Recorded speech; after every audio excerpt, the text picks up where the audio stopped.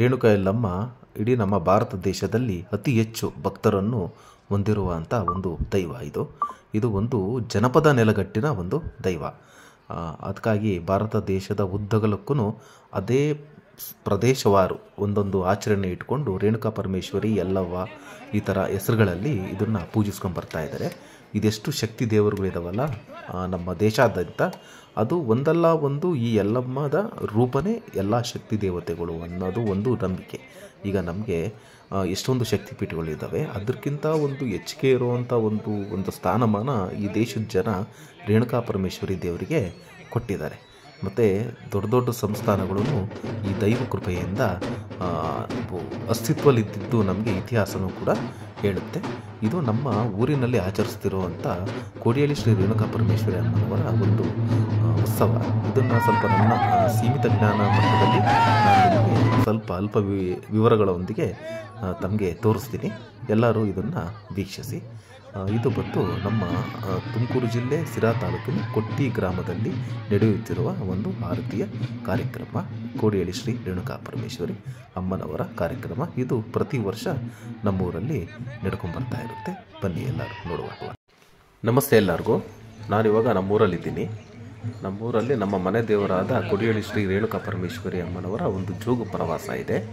ಇದು ಬಂದು ಪ್ರತಿ ವರ್ಷ ದೇವರು ಎಲ್ಲ ಅವರು ಭಕ್ತರಿರುವಂಥ ಊರಿಗೆಲ್ಲ ಹೋಗಿ ಒಂದು ಆಶೀರ್ವಾದ ಮಾಡಿ ಜೋಗು ಕಾರ್ಯಕ್ರಮ ಅಂತ ಒಂದು ನಡೆಸ್ಕೊಂಡ್ಬರ್ತಾ ಇದ್ದಾರೆ. ಭಾಳ ದಿಸ್ಕೊಳ್ಳೋದು ಅಂದರೆ ಇದು ಜಾತ್ರೆ ಆಗೋಕ್ಕಿಂತ ಮುಂಚೆ ಇದೊಂದು ಪ್ರವಾಸನ ಕೈಗೊಂಡಿದೆ ಇದು ದೇವರು. ಇದು ಬಂದು ಚಿತ್ರದುರ್ಗ ಜಿಲ್ಲೆ ಹಿರಿಯೂರು ತಾಲೂಕಲ್ಲಿರುವಂಥ ಕೋಡಿಹಳ್ಳಿ ರೇಣುಕಾ ಪರಮೇಶ್ವರಿ. ಈಗ ದೇವರು ಬಂದು ಊರಾಚೆ ಕೂತಿದೆ ಪಲ್ಲಕ್ಕಿಯಲ್ಲಿ. ಇವರೆಲ್ಲ ಗ್ರಾಮಸ್ಥರು ಆರತಿ ಹೊತ್ಕೊಂಡು ದೇವ್ರನ್ನ ಬರಮಾಡ್ಕೊಳ್ಳಲು ಹೋಗ್ತಾ ಇದ್ದಾರೆ. ಅಂದರೆ ಈ ಆರತಿಗೂ ಒಂದು ವಿಶೇಷತೆ ಇದೆ. ಇದನ್ನು ನಾವು ಬೆಳ್ಳಾರತಿ ಅಂತ ಕರಿತೀವಿ. ಇದೇನಪ್ಪ ಅಂತಂದರೆ ಎಲ್ಲ ನಾವೇನು ಬೆಳಿತೀವಲ್ಲ ಕಾಳುಗಳು, ಹೆಸರು ಕಾಳು, ಅಲಸಂದೆ ಕಾಳು, ಈ ಥರ ಎಲ್ಲ ಕಾಳುಗಳನ್ನ ಹಾಕಿ ಅದಕ್ಕೆ ಸ್ವಲ್ಪ ಗೊಬ್ಬರ, ಚೆನ್ನಾಗಿರೋ ಗೊಬ್ಬರ ಹಾಕಿ ಇದಕ್ಕೆ ಒಂದು ಮಳಿಗೆ ಅಂಟು ಮುಂಟು ಆಗದಲ್ಲೇ ನೋಡಿಕೊಂಡು ಅದನ್ನು ಚಿಗುರು ಹೊಡಿಸ್ತಾರಲ್ಲ, ಅದಕ್ಕೆ ಇದನ್ನು ಬೆಳ್ಳಾರತಿ ಅಂತ ಕರೀತಾರೆ. ಇದನ್ನು ಭಾಳ ಡಾರ್ಕ್ ಇದರಲ್ಲಿ ಬೆಳೀತಾರೆ. ಅಂದರೆ ಒಂದು ಕತ್ತಲ ಕೋಣೆಯಲ್ಲಿ ಒಂದು ಪಾತ್ರೆನ ಗೊಬ್ಬರ ಹಾಕಿ ಯಾವುದೇ ರೀತಿ ಬೆಳಕು ಹೋಗ್ದಂಗೆ ಬೆಳೆಯೋದ್ರಿಂದ ಇದಕ್ಕೆ ಹಸಿರು ಕಲರ್ ಬರೋದಿಲ್ಲ. ಅದು ಬೆಳ್ಳಗಿರುತ್ತಲ್ಲ, ಅದಕ್ಕೋಸ್ಕರ ಇದಕ್ಕೆ ಬೆಳ್ಳಾರತಿ ಅಂತ ಕರೀತಾರೆ. ಇದನ್ನು ಭಾಳ ಒಂದು ವಿಶೇಷವಾಗಿರುವಂಥದ್ದು.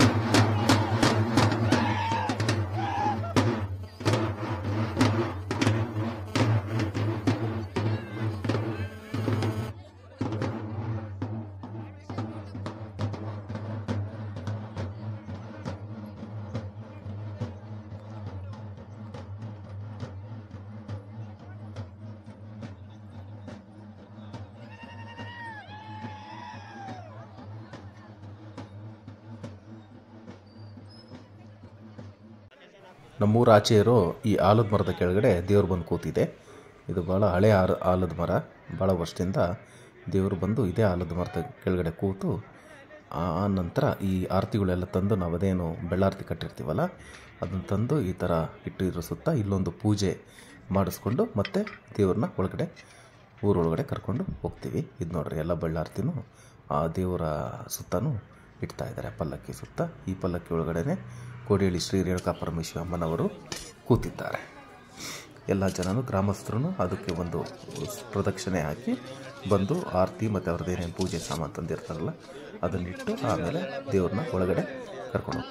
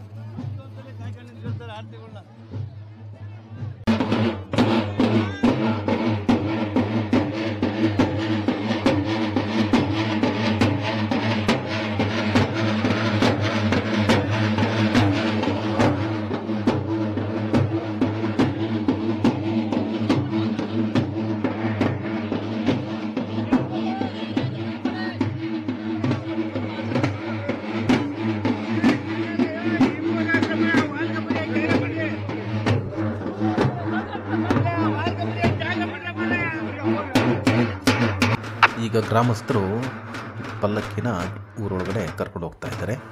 ಹೂವು ಚೆಲ್ಕೊಂಡು ಅದು ದಾರಿಲೆಲ್ಲ ಹೂವು ಚೆಲ್ಕೊಂಡು ದೇವ್ರನ್ನ ಊರೊಳಗಡೆ ಹಾರೈಸೋದಿನ ಜೊತೆಗೆ ಕರ್ಕೊಂಡು ಹೋಗ್ತಾ ಇದ್ದಾರೆ. ಹಾಗೆಯೇ ಇದರಲ್ಲಿ ಒಂದು ವಿಶೇಷವಾದ ನಮ್ಮ ಕರ್ನಾಟಕದ ಜನಪದ ಒಂದು ಪ್ರಕಾರವಾಗಿರುವಂಥ ಸೋಬಾನ ಪದ್ಯನೂ ಕೂಡ ಇಲ್ಲಿ ಹೆಣ್ಮಕ್ಳು ಹೇಳ್ತಾರೆ. ನಮ್ಮ ಅದು ಇತ್ತೀಚಿನ ಹೆಣ್ಮಕ್ಳಿಗೆ ಗೊತ್ತಿಲ್ಲ, ಅದು ಹಳೆ ಕಾಲದ ಹೆಣ್ಮಕ್ಳು ಈಗಲೂ ಸೋಬಾನ ಪದ್ಯಗಳನ್ನ ಹೇಳ್ಕೊಂಡು ದೇವರಿಂದೆ ಹೋಗ್ತಾ ಇರ್ತಾರೆ. ಅವ್ರು ಬಂದು ಆ್ಯಕ್ಚುಲಿ ಅನಕ್ಷರಸ್ಥ ಹೆಣ್ಣುಮಕ್ಕಳು, ಅವ್ರ ಬಾಯಲ್ಲಿ ಭಾಳ ಚೆನ್ನಾಗಿರೋ ಅಂಥ ಸೋಬಾನ ಪದ್ಯ ಬರುತ್ತೆ, ಕೇಳಿ.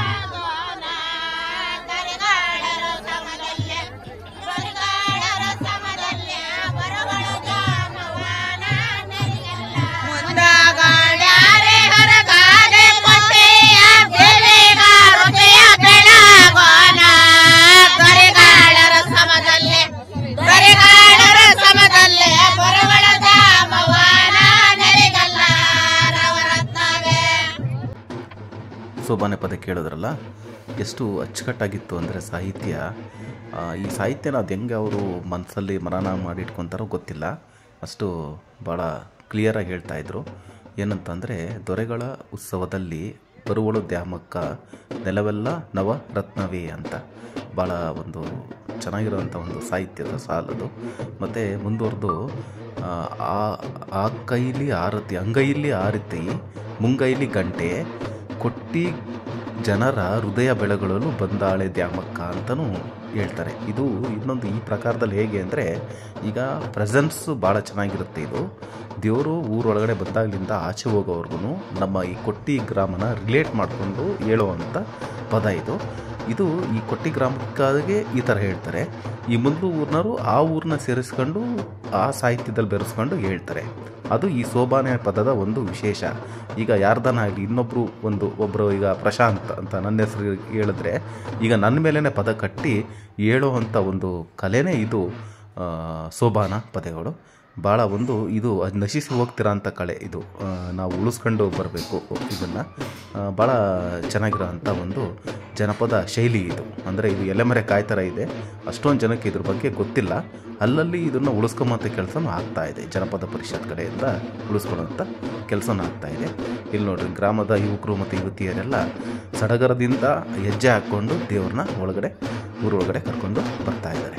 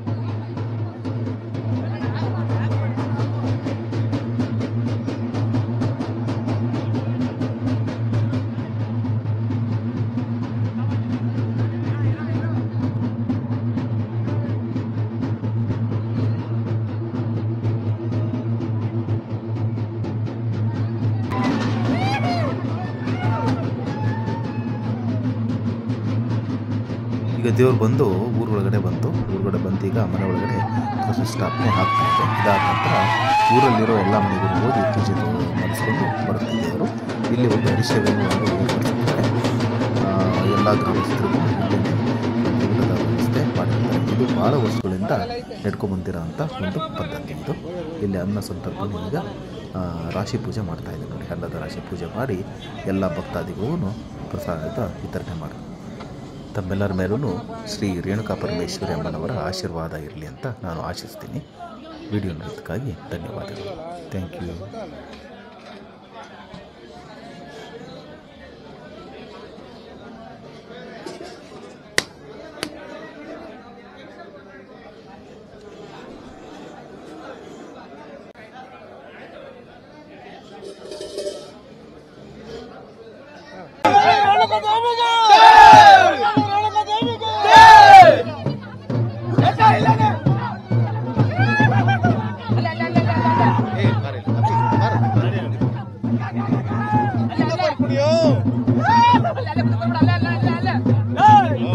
ಹಾಲು